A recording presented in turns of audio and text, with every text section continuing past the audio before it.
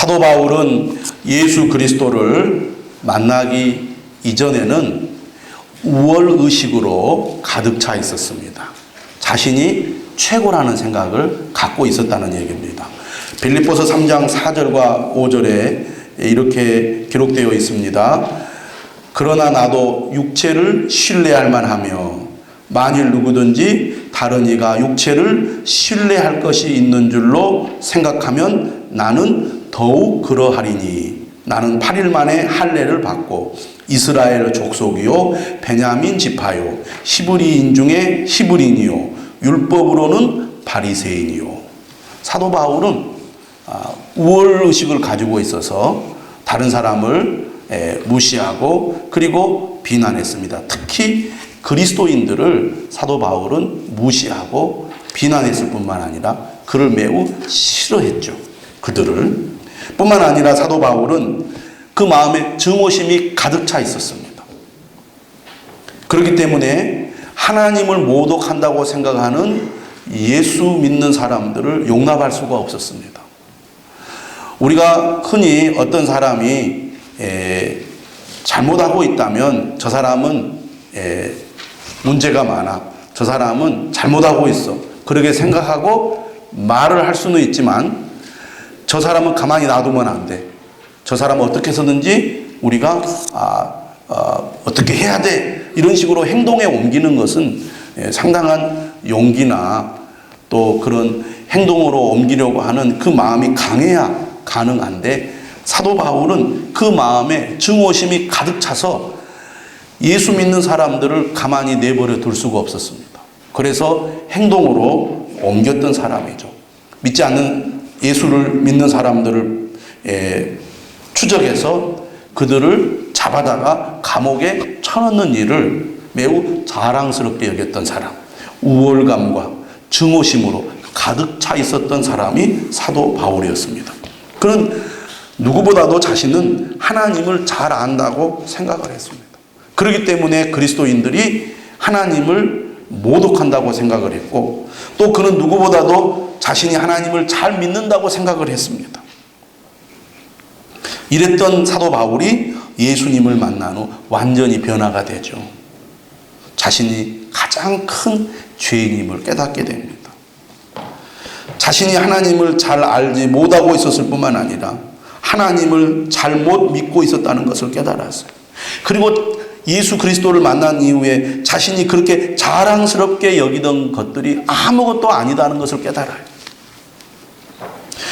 이처럼 큰 죄인인 자신을 하나님께서는 사랑하셔서 자신을 구원하시려고 그리스도께서 직접 찾아와 만나주시고, 그리고 그를 구원해 주셨을 뿐만 아니라 더 나아가 사명까지 주셨을 때 사도 바울은 감격하지 않을 수가 없었습니다.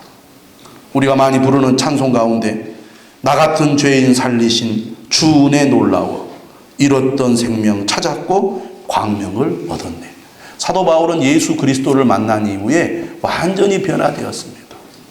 우월감에 사로잡혔던 그리고 증오심에 가득 찼던 그가 예수 그리스도를 만난 이후에 나 같은 죄인이 어디 있는가. 그래서 사도 바울은 자신을 가리켜서 죄인 중에 괴수라고 고백하지 않습니까? 그리고 나 같은 죄인을 사랑하셔서 이렇게 나를 찾아와 주시고 나를 만나 주시고 나를 구원해 주시고 그리고 나에게 이처럼 귀한 사명까지 주셨는데 어떻게 내가 감격하지 않을 수 있겠는가. 사도 바울은 이러한 하나님의 은혜에 대한 감격과 감사 가운데 평생을 살았습니다. 사도 바울은 예수 그리스도를 만난 이후에 그의 인생이 180도 달라졌죠. 그전에는 자기 의의가 가득 찼었는데 이제는 자신은 죽고 오직 내 안에 그리스도만이 사십니다라고 고백하는 사람이 되었습니다.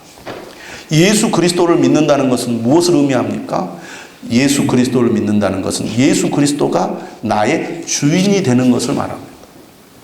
지금까지는 내가 내 인생의 주인이었는데 예수님을 만난 이후에는 예수님이 나의 주인이십니다. 이렇게 나의 주인이 바뀌는 것, 이것이 믿음이라는 것입니다. 여러분이 진정 예수 그리스도를 믿으십니까? 그렇다면 예수 그리스도가 여러분의 주인이시라고 여러분 고백하실 수 있습니까? 그것이 진짜 믿음이라는 거예요. 사도 바울은 예수 그리스도를 만난 이후에 예수 그리스도가 자신의 주인이 되셨어요. 예수 그리스도가 자신의 주인이 되니까 그전에는 우월감으로, 그전에는 분노로 가득 찼던 그의 마음이 겸손한 사람으로, 다른 사람을 인정하고 다른 사람을 격려하고 다른 사람을 세우는 사람으로, 뿐만 아니라 그 마음에 기쁨이 넘치는 사람이 되었다는 것입니다. 갈라디아서 2장 20절에 사도 바울이 이렇게 고백해요. 내가 그리스도와 함께 십자가에 못 박혔나니 그런즉 이제는 내가 사는 것이 아니요 오직 내 안에 그리스도께서 사시는 것이라. 예수님을 만나고 난 이후에 예수님의 십자가의 죽음이 그전에는 자신과 아무런 상관이 없는 죽음이라고 생각했는데 예수님을 만난 이후에 예수님의 십자가를 바라보니까 예수님이 십자가에 못 박힐 때 나도 죽었고 예수님이 부활하실 때 나도 새 생명을 얻었다는 것을 사도 바울이 깨달은 거예요. 그러므로 나의 옛 자아는, 나의 옛 사람은 그리스도와 함께 십자가에 못 박혔기 때문에 이제는 내 안에 사는 것은 내가 아니요 예수 그리스도라. 이렇게 사도 바울이 고백하게 된 것입니다. 여러분, 우리도 예수 그리스도를 믿을 때 우리 자신도 그리스도와 함께 십자가에 못 박힌 줄 믿으시기를 바랍니다. 그러므로 우리도 사도 바울처럼 고백할 수 있습니다. 그런즉 이제는 내가 사는 것이 아니요 오직 내 안에 그리스도께서 사시는 것이라. 오늘 우리가 함께 지금 읽어본 빌립보서에도 사도 바울이 이와 같은 고백을 하고 있어요.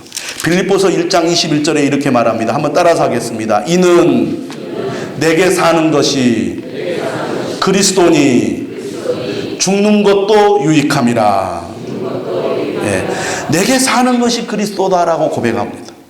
공동 번역은 이 부분을 이렇게 번역했습니다. 한번 따라서 하겠습니다. 나에게는 그리스도가 생의 전부입니다. 예수님을 믿는다는 것은, 예수님이 나의 주인이 된다는 것은 예수님이 나의 삶의 전부입니다 라는 것을 의미합니다. 다시 말하면 사도 바울은 그리스도로 충만한 사람이었습니다. 예수 그리스도가 그의 주인이 되니까 그리스도로 충만한 사람이 되었어요. 그리스도로 충만하니까 그의 삶에 놀라운 일들이 일어납니다. 그리스도로 충만하다는 것은 무엇을 의미하느냐? 한번 따라서 합시다. 나는 예수 그리스도로 충분합니다. 이게 그리스도로 충만한 거예요. 여러분, 우리가 예수님을 잘 믿으려면 어떻게 해야 되냐면 성령 충만해야 됩니다.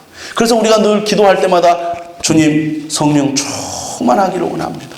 성령 충만하다는 게 뭐냐? 곧 그리스도로 충만하는 것을 말합니다. 성령 충만한 사람의 특징은 뭐냐? 나는 예수 그리스도로 충분합니다. 나는 예수 그리스도 때문에 만족합니다. 우리가 부르는 찬양 가운데 이런 찬양이 있습니다. 주님 한 분만으로 나는 만족해. 나의 모든 것 대신 주님 찬양해. 나의 영원한 생명 대신 예수님 목소리 높여 찬양해. 제가 이 찬양을 사실 부르려고 했어요. 근데 꼭 이 자리에 서면 자신감이 뚝 떨어져가지고 그냥 가사만 읽습니다. 주님 한 분만으로 나는 만족해.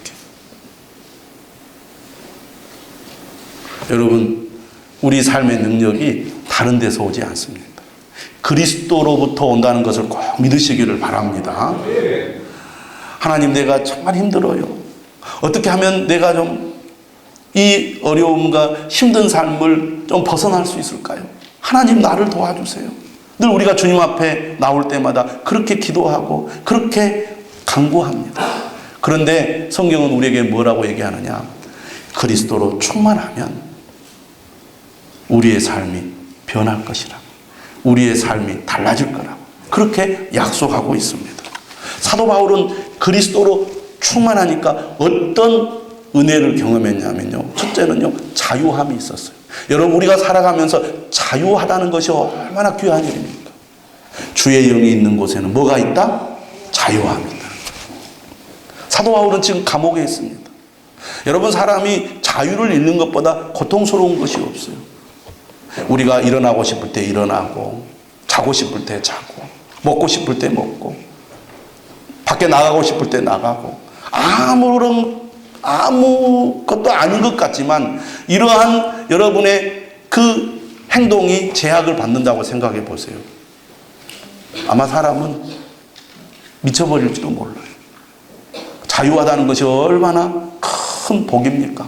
사도 바울은 지금 감옥에 있습니다. 그럼에도 불구하고 그는 자유했어요.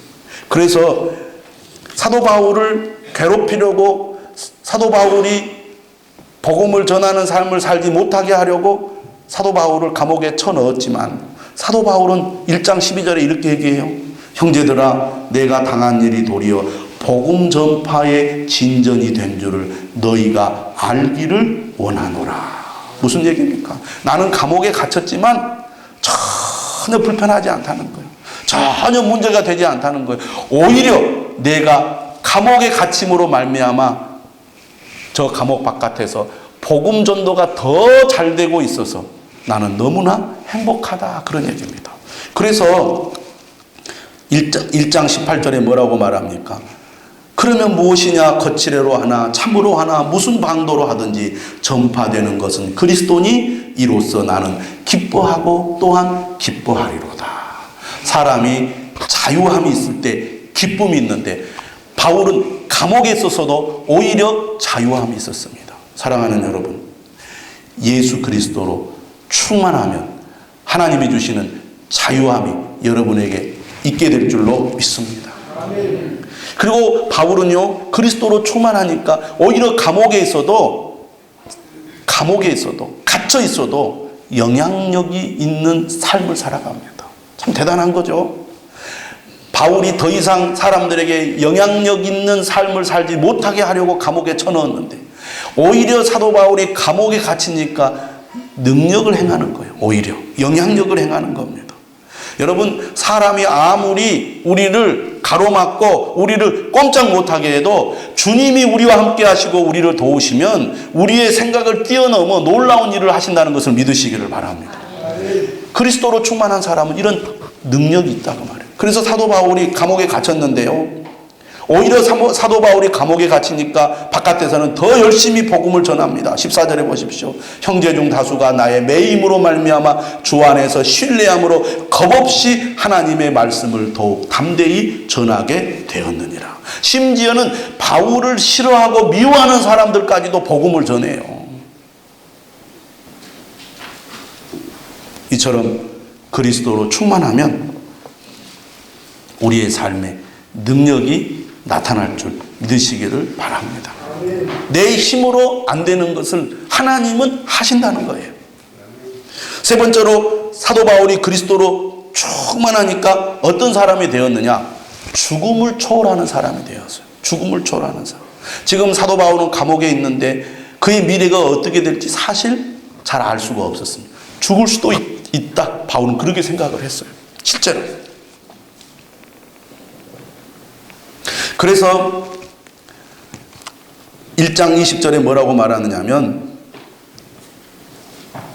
나의 간절한 기대와 소망을 떠나 아무 일에든지 부끄러워하지 아니하고 지금도 전과 같이 온전히 담대하여 살든지 죽든지 내 몸에서 그리스도가 존귀하게 되게 하려 하나니, 이는 내게 사는 것이 그리스도니 죽는 것도 유익함이라.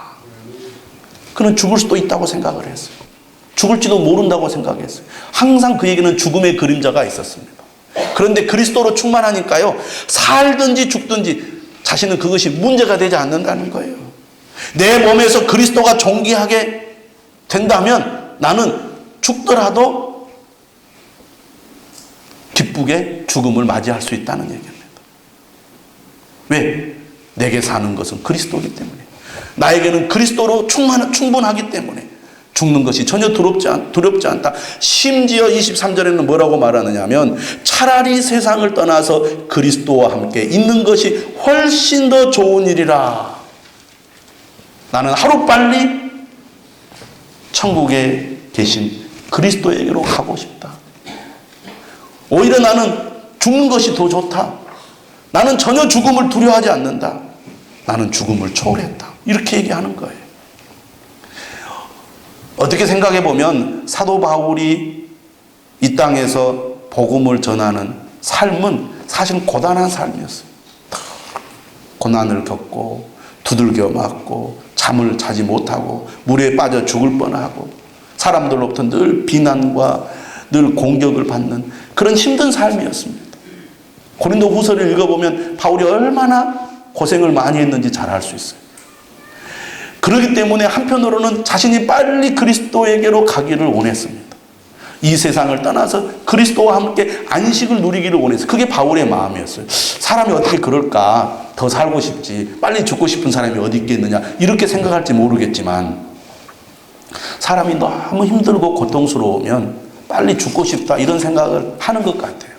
너무 힘들면. 그러니까 바울도 육체적으로는 육신적으로는 참 힘들었던 거예요. 그래서 빨리 주님께로 가고 싶었어요. 그러니까 바울은 감옥에 갇혀서 죽음이 임박했음에도 불구하고 전혀 죽음을 두려워하지 않는 죽음을 초월하는 그런 삶을 살았던 사람입니다. 그런데 그리스도로 충만한 사람은 어떤 사람이냐? 그리스도로 충만한 사도 바울은 자신의 유익을 구하기보다는 그리스도의 유익을 구하는 삶을 살았습니다. 예수님께서도 뭐라고 말합니까? 너희는 먼저 그의 나라와 그의 의를 구하라. 이렇게 말씀하셨잖아요. 사도 바울이 그리스도로 충만하니까 자신의 유익을 구하기보다는 그리스도의 유익을 구했어요. 그래서 이렇게 얘기를 해요. 22절에 그러나 만일 육신으로 사는 이것이 내 일의 열매일진데 무엇을 택해야 할는지 나는 알지 못하노라. 마음 한편으로는 빨리 주님께로 가고 싶은데 그러나 아직 이 땅에 내가 해야 될 사명이 있기 때문에 이 땅의 삶이 고단할지라도 나는 지금 여기서 죽지 않고 감옥에서 풀려나기를 원한다. 그런 얘기입니다. 그래서 24절에 뭐라고 말합니까? 내가 육신으로 있는 것이 너희를 위하여 더 유익하리라. 주님이 원하는 것이 뭡니까? 교회를 세우는 것입니다. 주님이 원하는 것이 뭡니까? 복음을 전하는 것입니다. 주님이 원하는 것이 뭡니까? 사람들을 살리는 것입니다. 그래서 바울은 지금 감옥에 있지만, 그래서 죽을 수도 있지만 풀려나서 성도들을 만나기를 원한다는 거예요. 그래서 25절에 말하죠. 내가 살 것과 너희 믿음의 진보와 기쁨을 위하여 너희 무리와 함께 거할 이것을 확실히 아노니. 그는 하나님께서 아직 자신에게 맡겨주신 사명이 남아있다는 것을 알기 때문에 이 감옥에서 풀려나리라고 확신하고 있는 거예요. 26절에도 말하죠. 내가 다시 너희와 같이 있으므로 그리스도 예수 안에서 너희 자랑이 나로 말미암아 풍성하게 하려 함이라. 바울은 지금 감옥 안에서 자신이 풀려날 줄을 확실히 믿고 있었습니다. 자신이 좀 편하려고 지금 풀려나는 게 아니에요. 자신이 풀려남으로써 성도들을 만나서 그들에게 하나님 말씀을 전할 수 있게 되기 때문에 그는 풀려나기를 원했던 것입니다. 사도 바울은 그리스도로 충만함으로 자유함이 있었습니다. 그리스도로 충만함으로 능력이 있는 삶을 살았습니다. 그리스도로 충만함으로 죽음을 두려워하지 않는 삶을 살았고, 그리스도로 충만함으로 자신의 유익이 아니라 그리스도의 유익을 구하는 삶을 살았습니다. 그렇기 때문에 감옥에 있든지 고난 가운데 있든지 죽음이 그를 위협하든지 그에게는 아무 문제가 되지 않았습니다. 나는 오직 그리스도로 충분합니다. 그 믿음이 그의 어떤 상황 속에서도 기쁨을 갖게 했다는 것입니다. 저는 저와 여러분들이 예수 그리스도로 말미암아 그런 믿음과 그런 은혜와 기쁨을 누리시기를 주님의 이름으로 축원합니다. 바울은 감옥에 있었지만 자신에 대한 염려보다는 오히려 바깥에 있는 성도들에 대한 걱정과 염려가 컸어요. 사도 바울은 빌립보 교인들이 자신처럼 고난 가운데서도 흔들리지 않는 믿음을 가지고 기뻐하며 감사하며 능력 있는 삶을 살기를 원했습니다.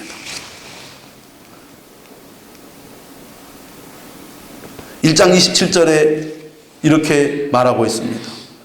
오직 너희는 그리스도의 복음에 합당하게 생활하라. 그리스도의 복음에 합당하게 생활하라. 이 말은 어떤 배경을 가지고 있느냐? 당시 이 빌립보라는 도시는 이 로마의 도시로서 이 빌립보 시민들이 로마 시민으로서의 자부심이 강했습니다. 그래서 누구보다도 로마 황제에게 충성을 다한 이 시민들이었습니다. 당시에 로마의 시민들은 우리는 로마의 시민으로서 로마의 황제에 충성하는 삶을 살아야 된다. 이런 사상과 의식으로 가득 차 있었기 때문에 그와 반대되는 그리스도인들을 용납하기가 어려웠습니다. 왜냐하면 그리스도인들은 로마 황제에게 충성하는 사람이 아니라 오직 예수 그리스도에게 충성하는 사람이기 때문입니다. 그만큼 그리스도인들이 빌립보 도시에서 그리스도인으로 살아간다는 것이 쉽지 않은 삶이었다는 것입니다. 믿음을 지킨다는 게 쉽지 않았어요. 여러분, 오늘 우리가 사는 이 시대도 마찬가지입니다. 예수 그리스도를 믿는 믿음으로 산다는 게 쉽지 않아요. 여러분들이 직장 생활을 한다는 것은 무엇을 의미합니까? 직장에 충성을 하라는 얘기입니다. 우리가 많은 시간, 우리의 삶의 가장 많은 시간을 어찌 보면 직장에서 시간을 보냅니다. 그런데 이런 직장 생활의 삶이 때로는 우리가 예수 그리스도를 믿는데 어려움을 줍니다.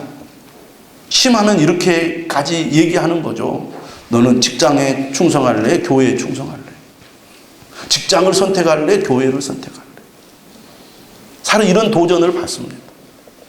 직장 생활을 열심히 하는 것, 우리가 살아가는데 매우 중요하고 어떻게 보면 가장 기본적인 것인데 직장 생활을 열심히 하는 것 때문에 우리가 하나님을 가까이 할 수 없고 오히려 믿음 생활을 소홀히 할 수밖에 없는 그런 현실에 우리가 부딪힐 때가 많이 있다고 말입니다. 우리가 세상에서 열심히 살아가다 보면 믿음으로 산다는 것이 그만큼 어려운 일이라는 것이죠.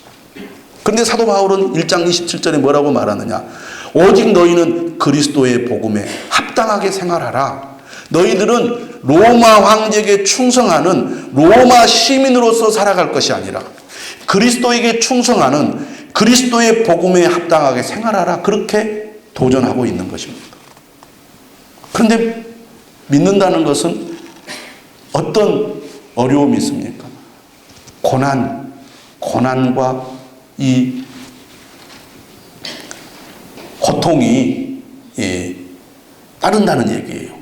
그래서 28절에 뭐라고 말하느냐면 무슨 일에든지 대적하는 자들 때문에 두려워하지 아니하는 이 일을 듣고자 함이라. 사도 바울은 감옥에 있으면서 빌립보 교회 성도들이 그리스도인들을 대적하는 자들 때문에 두려워하지 않기를 원했습니다. 그러면서 이렇게 격려해요. 이것이 그들에게는 멸망의 증거요 너희에게는 구원의 증거니.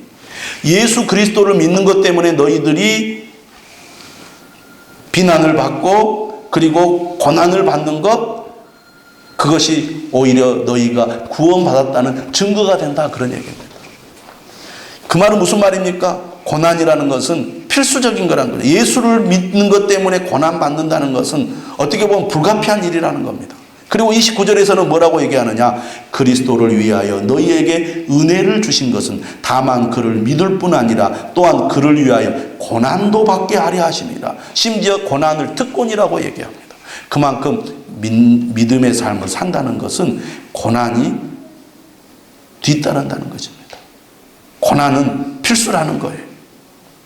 그러니 이처럼 믿는 것 때문에 대적하는 자들로부터 두려움을 느낄 수밖에 없는 그런 어떤 상황과 또 그로 인하여 고난을 받는 이런 환경이 빌립보 교회 성도들로 하여금 믿음을 굳건하게 지키는데 어려움을 겪게 하고 있다는 겁니다. 또 그렇게 될 거라고 말하고 있습니다. 우리가 이 세상에 살아가면서 믿음으로 산다는 것이 그만큼 어려운 일입니다. 믿음을 지켜나간다는 것이 어려운 일이죠. 그렇기 때문에 사도 바울은 오늘 2장 1절에서 11절 말씀을 통하여 우리가 이런 믿음을 지키기 어려운 고난의 현실 속에서, 믿음을 대적하는 자들로 둘러싸여 있는 이런 현실 속에서 우리가 믿음을 지키기 위해서는 어떻게 해야 되느냐? 오늘 두 가지를 사도 바울이 얘기를 하는데, 첫 번째가 뭐냐면 하나가 되어야 한다는 거예요. 한 마음을 가져야 된다는 것입니다. 그것이 사도 바울의 해결책이에요.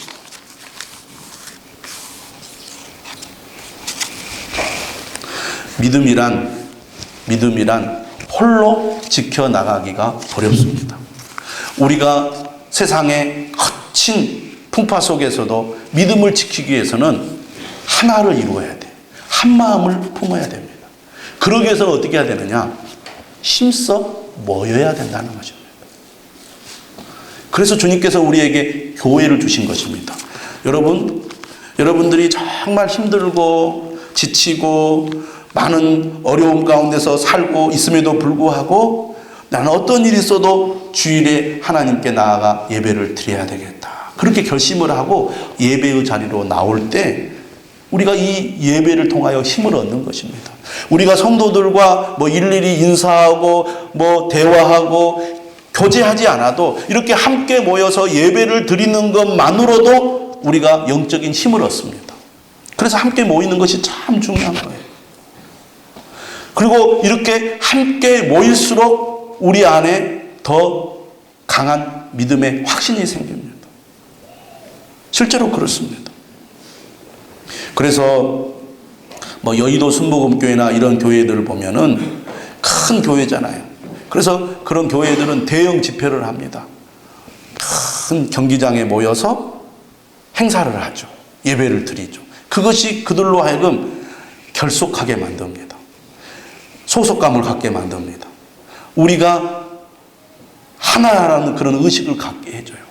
그래서 나는 어떤 일이 있더라도 믿음으로 살아야 되겠다라는 그런 결심을 갖게 해줘요. 그런 방법을 잘 사용하는 게 이단들이에요. 이단들은 대형 집회를 자주 합니다.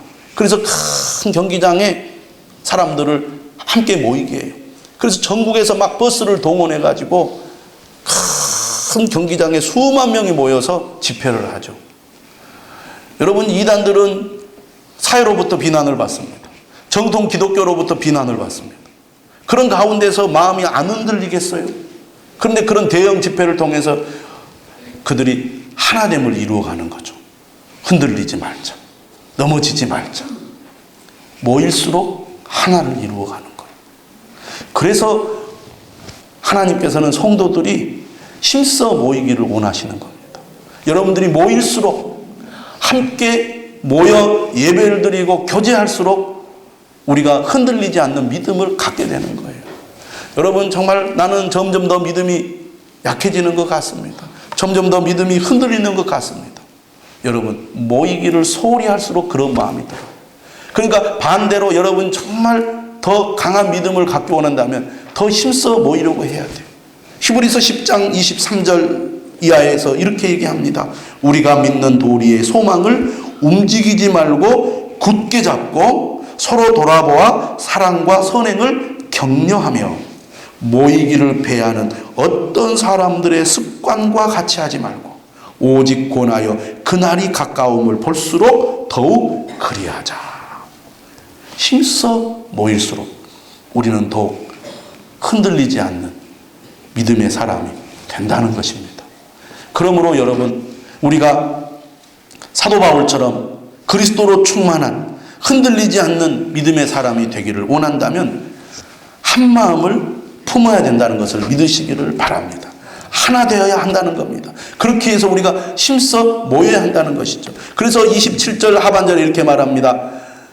이는 내가 너희에게 가보나 떠나 있으나 너희가 한 마음으로 서서 한 뜻으로 복음의 신앙을 위하여 협력하는 것과 힘써 모여서 하나를 이루어야 한다는 겁니다. 2장 2절에도 말하죠. 마음을 같이하여 같은 사랑을 가지고 뜻을 합하며 한 마음을 품어.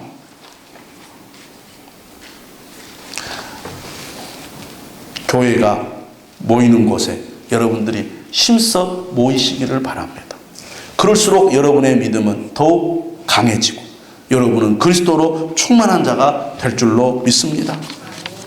두 번째로는 우리가 하나가 되기 위해서는 한 마음을 품고 하나가 되기 위해서는 서로 겸손한 마음을 가져야 된다고 말하고 있습니다. 2장 3절에 얘기하죠. 아무 일이든지 다툼이나 허영으로 하지 말고 오직 겸손한 마음으로 각각 자기보다 남을 낮게 여기고, 오직 겸손할 때 하나됨을 지켜나갈 수 있고, 하나됨을 지켜나갈 때 우리가 믿음을 지킬 수 있다고 사도 바울은 말하고 있습니다. 사람이 함께 모이다 보면 다툼이 일어날 수 있습니다. 갈등이 생길 수 있습니다. 다투지 않고 갈등이 발생하지 않도록 하기 위해서는 각자 겸손한 마음을 가져야 된다는 것입니다. 그러면 겸손한 마음을 가지려면 어떻게 해야 되느냐? 3절 하반절에 말하죠. 각각 자기보다 남을 낮게 여기라는 거죠. 각각, 이것은 모두가 하라는 얘기죠. 이 말은 먼저 자신이 낮아지고 겸손해져야 됩니다. 사람은요, 그 근본 이 마음의 뿌리에 교만함이 있습니다. 그래서 내가 겸손해져야지 하다가도 다른 사람의 교만을 보면요, 막 내 안에서 교만이 일어납니다. 내가 겸손해지려고 했는데 저 사람 때문에 겸손이 안 돼요. 우리가 그런 경험들을 많이 합니다. 자기보다 남을 낮게 여기라는 것은 뭡니까? 상대방의 단점을 보기 쉬운 것이 인간인데, 상대방의 단점을 보기보다는 상대방의 장점을 보려고 힘을 쓰라는 겁니다. 그리고 나보다 낫다고 늘 생각하는 그런 마음을 가져야 돼요. 우리는 뭔가 좀 나보다 못하다 생각하면 쉽게 무시하려고 합니다. 그러나 아무리 나보다 못나 보이는 사람도 나보다 낫습니다. 이렇게 여러분들이 생각하셔야 돼요. 그럴 때 우리가 겸손해질 수 있습니다. 할렐루야. 오직 겸손한 마음으로 각각 자기보다 남을 낮게 여길 때 우리가 한 마음이 될 수 있고, 한 마음이 될 때 하나가 되어서 우리의 믿음을 지켜나갈 수 있다는 것을 믿으시기를 바랍니다. 겸손한 사람은 어떤 사람이냐? 4절에 보니까 각각 자기 일을 돌볼 뿐더러 그랬습니다. 먼저 내 일을 충실히 감당하는 사람이에요. 남의 일에 콩나라 판나라 간섭하는 사람이 아닙니다. 내 일을 충실히 감당하는 사람이 겸손한 사람이에요. 자기 일은 하지 않고 남의 일에 이래라 저래라 간섭하는 사람은 겸손한 사람이 아닙니다. 내게 맡겨진 일을 충성스럽게 감당하는 사람. 그러면서 다른 사람들의 일을 돌보아 다른 사람들을 돕는 것입니다. 협력하는 것입니다. 섬기는 것이죠. 사람은요, 네가 대장이 돼서 해봐라 그러면 신나게 합니다. 그런데 남을 도와서 뒤에서 보조하는 일을 하라 그러면 하기 싫어해요. 그만큼 겸손하기가 쉽지 않습니다. 그런데 오히려 보이지 않는 곳에서 남을 돕고 섬기는 것을 여러분들이 기뻐하십시오.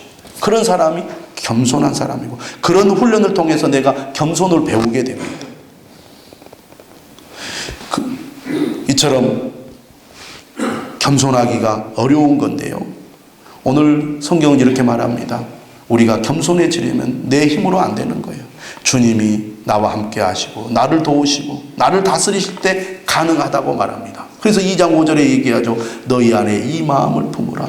곧 그리스도 예수의 마음이니. 우리가 예수님을 바라봐야 됩니다. 예수님을 늘 생각해야 됩니다. 예수님으로 우리가 완전히 푹 잠겨야 돼요. 그래서 저는 여러분들이 아침에 일어나도 주님을 생각하고, 하루를 시작하면서도 주님을 생각하고, 출근하면서도 주님을 생각하고, 직장에 가서도 주님을 생각하고, 그리고 점심 때도 주님을 생각하고, 오후에도 주님을 생각하고, 그리고 여러분 퇴근하고도 주님을 생각하기를 바랍니다. 이렇게 기도해 보세요. 주님, 오늘 하루도 주셔서 감사합니다. 주님, 나를 다스려 주시옵소서. 주님, 나를 성령으로 충만하게 해 주십시오.